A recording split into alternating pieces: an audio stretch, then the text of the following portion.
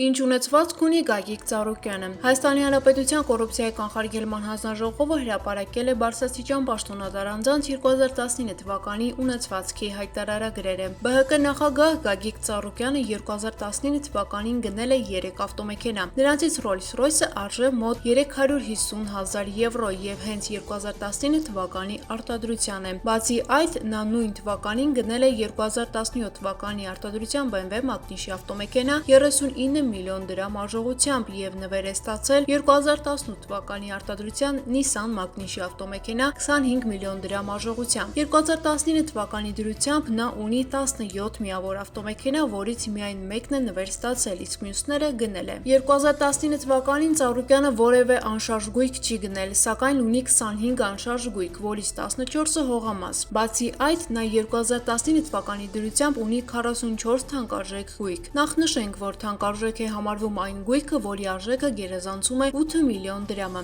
Այսպիսով նա գնել է ննջասենյակի 7 կահույք, որից ամենաթանկը արժե 220,000 եվրո։ Մեծ ննջասենյակի կահույքներից մեկը արժեցել է 305,000 եվրո, իսկ նախասրահի կահույքներից մեկն էլ 298,000 եվրո։ Ծառուկյանը գնել է նաև 20 հատ ջահ 1 միլիոն 587,000 եվրո արժողությամբ։ 2019 թվականին նա թանկարժեք որևէ գույք ձեռք չի բերել, սակայն ունի օրինակ 500,000 դոլար արժողությամբ ոսկյա շղթայով եւ ադամանդե քարերով ձեռքի ժամացույց։ Գագիկ Ծառուկյանը 2019 թվականի ավարտի համար որպես կանխիկ գումար հայտարարագրել է 167 միլիոն դոլար, 29 միլիոն եվրո եւ 675 միլիոն դրամ։ Գագիկ Ծառուկյանի կինը Ջավահիր Ծառուկյանը 2019 թվականին գրանցել է 7 միավոր անշարժ գույք, 1 բնակարան, 2 ոչ բնակելի տարածքներ, հասարակական նշանակության 2 շենք-շինություն եւ 2 հողամաս։ Շարժական գույք գրանցված չէ։ Ջավահիր Ծառուկյանը 2019 թվականին գրանցել է 3 արժեթուղթ հետևյալ արժեքներով՝ 825,900 եվրո, 5,000 դրամ եւ 29 միլիարդ 718 միլիոն 568,500 դրամ։ Ջավահիր Ծառուկյանը եւս գրանցել է թանկարժեք գույք՝ 31 միավոր թանկարժեք գույք, որի արժեքը գերազանցում է 8 միլիոն դրամը։ Թանկարժեք գույքի թվում են ադամանդյա քարերով ոսկյա զարդեր, զմրուխտյա քարերով զարդեր, ժամացույցներ, սպասք եւ այլ թանկարժեք գույք 25,000-ից մինչեւ 700,000 դոլար արժողությամբ։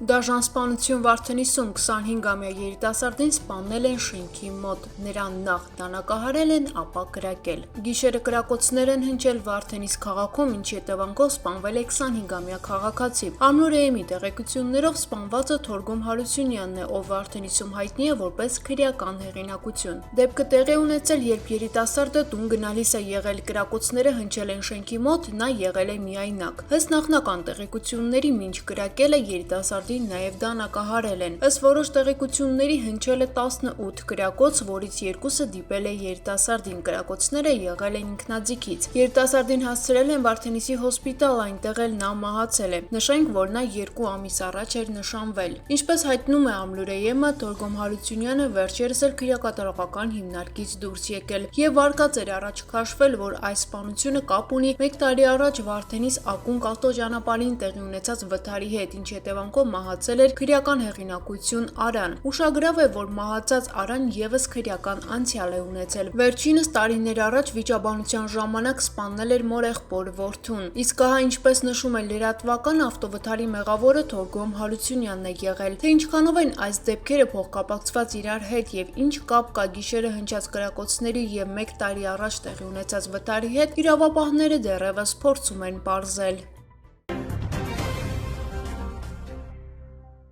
Ժաննա Բարսեղյանը ընտրվել է Ստրասբուրգի քաղաքապետ։ Հայկական ծագումը ֆրանսիացի քաղաքական գործիչ եւ բնապահպան Ժաննա Բարսեղյանը ընտրվել է Ստրասբուրգի քաղաքապետ։ Նա ընտրություններին ստացել է ընտրողների 42.5%-ը։ Նա գլխավորում է ֆրանսիական էկոլոգիա կանաչների կուսակցության ցուցակը։ Կուսակցությունը 2019 թվականի մայիսին քաղաքային ընտրություններում լավ արդյունքների է հասել։ Ժաննա Բարսեղյանը 39 տարեկան է։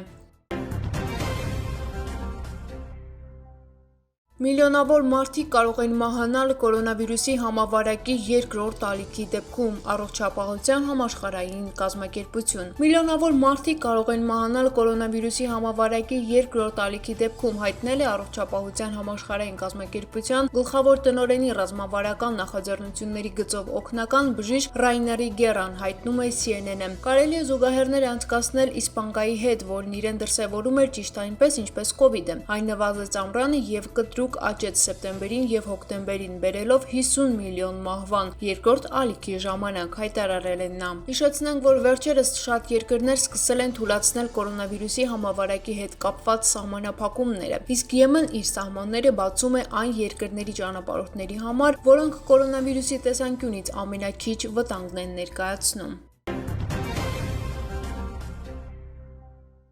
Նստած հելած տղա է եւ ցուցմունք չի տալիս, Սասուն Միքայելյանը հրաժարվել է ցուցմունք տալուց։ Էդմոն Մարուկյանի եղբորը Էդգար Մարուկյանի հասցեին Սասուն Միքայելյանի հնչեցրած արտահայտությունների վերաբերյալ հարուցված քրեական գործը կարճվել է հանցակազմի բացակայության հիմքով։ Ինքը Սասուն Միքայելյանը հրաժարվել է ցուցմունք տալ, այս մասին գրում է Հրապարակ թերթը։ Եվ ահա թերթի աղբյուրների փոխանցմամբ նա իրավապահներին ասել է, թե ինքը նստած հելած տղա է եւ ցուցմունք չի տալիս։ Հիշեցնենք, որ այժմ կրտուկից հետո Միքայելյանը ամբիոնից սպառնացել էր Մարուկյանի եղբորը, ասելով գլուխդ կցխեմ, վիզդ կկտրեմ, մի մոռացի, թե ինչ կառույց եմ ներկայացնում։ Մինչև դեկտեմբեր Հայաստանը գուցե ապրի արտակարգ դրության ռեժիմում։ Իշխանությունները ցանկանում են դարձյալ երկարաձգել կորոնավիրուսով պայմանավորված եւ մարտի 14-ից հայտարարված արտակարգ դրության ռեժիմը։ Այս մասին գրում է Հրապարակ թերթը։ Հուլիսի 14-ին ավարտվում է երրորդ ժամկետը եւ ըստ որոշ տեղեկությունների առնվազն մինչև դեկտեմբեր Հայաստանն ապրելու է արտակարգ դրության ռեժիմում։ Իշխանական շրջանակներում քննարկումների ժամանակ նշվել է այդ ժամկետը, ինչը բնականաբար առաջին հերթին ընդդիմության դեմ է ուղղված հանրային միջոցառումների կանխման նպատակով։